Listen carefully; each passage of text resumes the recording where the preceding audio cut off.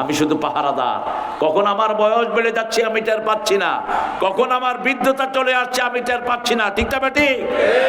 যেই হাতে 10 কেজি আনতাম এখন 1 কেজি উঠে না। আমান্নু আম্মিরহু নুনাক্কিসু ফিল কাল, যাকে আমি বয়স বাড়িয়ে দেই তাকে আবার আগের অবস্থায় ফিরিয়ে দেই।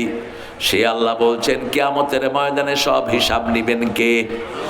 কাউকে আল্লাহ হিসাব চাইবেন না। প্রত্যেকের কিতাব প্রত্যেকের হাতে পৌঁছে যাবে। ইয়ালকা মানসুরা, সূরা বনী ইসরাঈল আল্লাহ বলছেন সবার আমলনামা আল্লাহ খুলে দিবেন। আমলনামা কোথায়? আলজামনাহু তায়রাহু ফি উনুকি, প্রত্যেকের গলায় তার আমলনামা ঝুলিয়ে রেখেছেন কে? আল্লাহ। আপনার আমলগুলো আপনার গলায় জমা হচ্ছে। ভালো আমলগুলো ডান হাতে, খারাপ আমলগুলো বাম হাতে।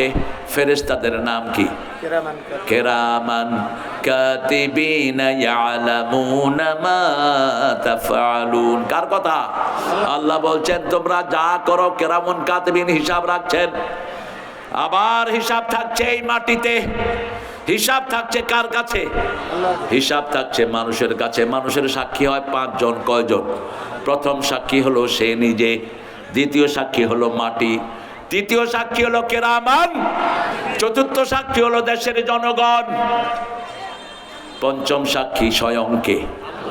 ফাঁকি দেওয়ার কোনো উপায় নাই। সাইদ এসে বলবে আল্লাহ আমাকে পুলিশে খুন করছে।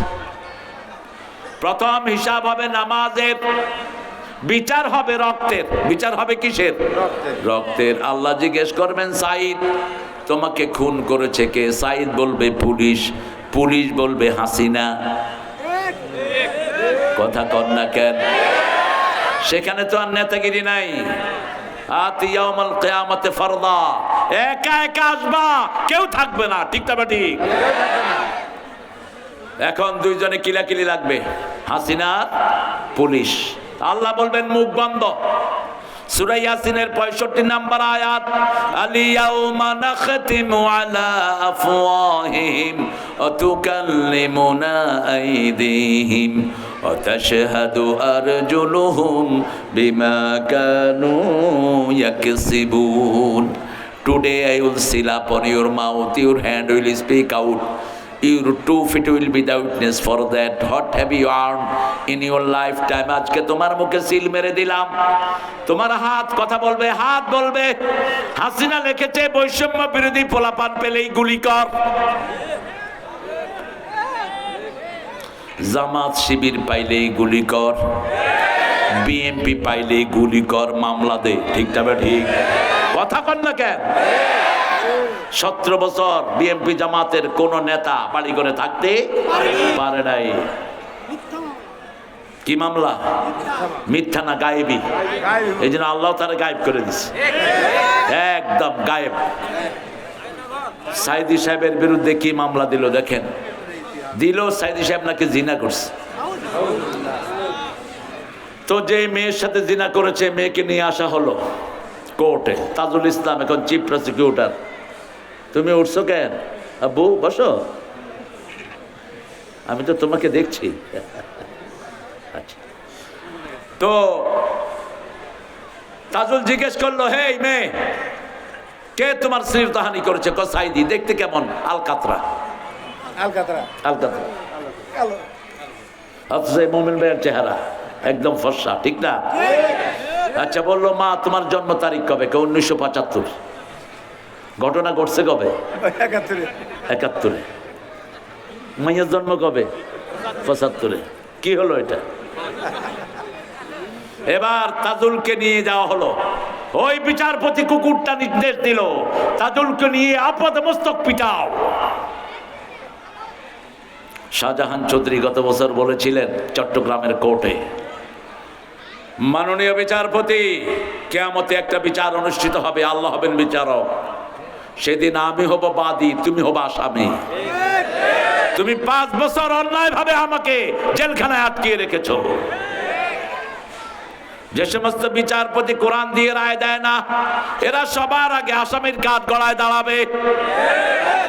মিথ্যা মামলা যারা খেয়েছো তোমাদের গুনাহগুলো মাফ। যারা দিয়েছে তোমাদের সব গুনাহ তাদের ঘাড়ে দিয়ে দিবেন কে?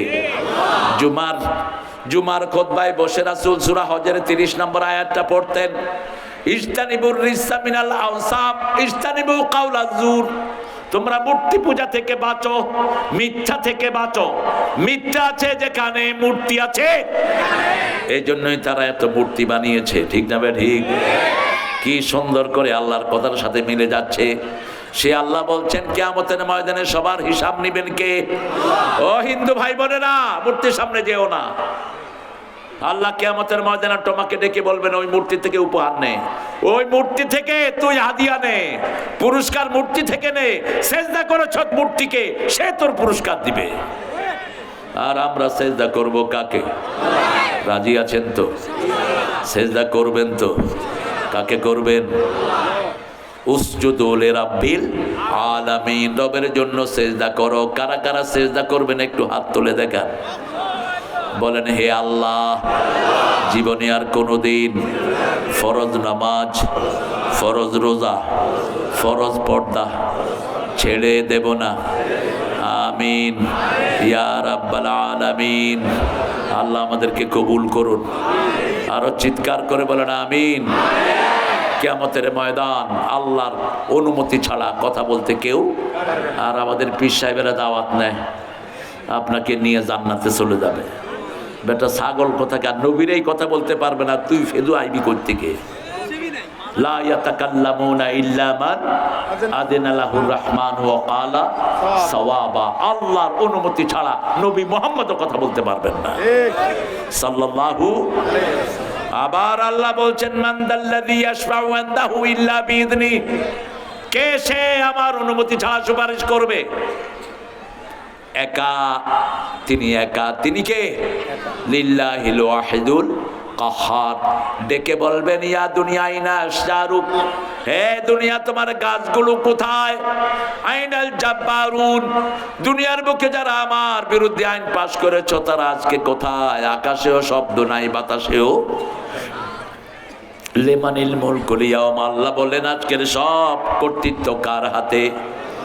আবার আল্লাহ নিজেই উত্তর দিবেন, লিল্লাহিল ওয়াহিদিল কাহার মালিকি ইয়াউমিদ্দিন। একটা শুধু দোয়া পড়বেন মালিকি ইয়াউমিদ্দিনে পার পাওয়ার জন্য। ডানপন্থী দলে থাকবেন। কোন পন্থী? নামাজের দল, রোজার দল, ভালো কাজের দল, মানুষকে মাফ করার দল, ঠিক না ঠিক? এত মামলা দিয়েছে, এদেরকে এখন মামলা দেয়া দরকার। এত খুন করেছে, এদেরকে খুন করা দরকার, কিন্তু মাফ করে দেয়া হয়েছে, ঠিক না ঠিক? কথা বলেন না কেন? আল্লাহ রাব্বুল আলামিন কিয়ামতের ময়দানে মাফ পাওয়ার জন্য একটা দোয়া শিখিয়েছেন, পড়েন আল্লাহুম্মা হাসিবনি হিসাবাই ইয়াসীরা। আল্লাহুম্মা হাসিবনি হিসাবাই ইয়াসীরা। যার ডান হাতে আমলনামা হবে তাকে বিনা হিসাবে মাফ করে দিবেন কে? আম্মা মান উতিয়া কিতাবাহু বিয়ামিনিহি فسوف يحاسب حسابا يسيرا وينقلب إلى أهله مسرورا। ডান হাতে যার আমলনামা দেব বিনা হিসাবে আমি তাকে মাফ করে দেব।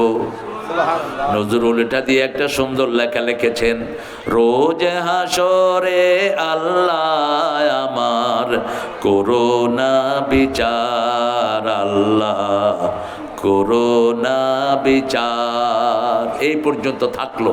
পড়েন সুবহানাকা আল্লাহুম্মা ওয়া বিহামদিক আশহাদু আন লা ইলাহা ইল্লা আনতা আস্তাগফিরুকা ওয়া আতুবু ইলাইক।